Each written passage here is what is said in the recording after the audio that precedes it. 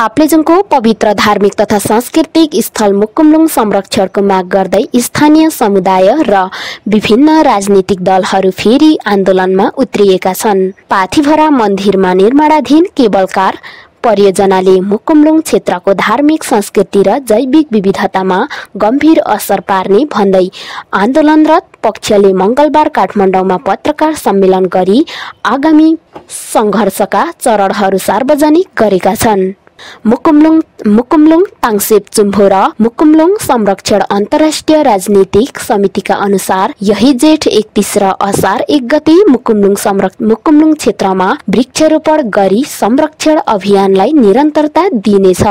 आन्दोलनकारीहरूका अनुसार यस किसिमको शान्तिपूर्ण र सृजनात्मक स्थानीयवासीले आफ्नो सांस्कृतिक सम्पदाप्रतिको आस्था जनाउँदै आएका छन्। त्यस्तै तमोर नदी आसपासको इम्बिरी याक्थुङवा मुन्धुमी स्थलमा प्रस्तावित जलविद्युत आयोजनाले मुकुमलुङ क्षेत्रमा प्रतिकूल प्रभाव पार्ने खतरा बढेकाले सो विषयमा स्थलगत अध्ययन गरेर मात्र योजना अघि बढाउनु पर्ने माग गरिएको छ। अन्तर्राष्ट्रिय समुदाय तथा संयुक्त राष्ट्रसङ्घ UN लगायत सम्बद्ध निकायमा मुकुमलुङको धार्मिक र वातावरणीय महत्त्वबारे जानकारी गराउँदै आवश्यक ऐक्यबद्धता माग गर्ने बताएका छन्। साथै अदालतमा विचाराधीन रहेको पाथिभरा केबलकार सम्बन्धी मुद्दामा सर्वोच्चले दिएको अन्तरिम आदेशलाई उल्लङ्घन गर्दै निर्माण पक्षले कार्य थालनीको तयारी गरिरहेको भन्दै कडा आपत्ति जनाएको छ।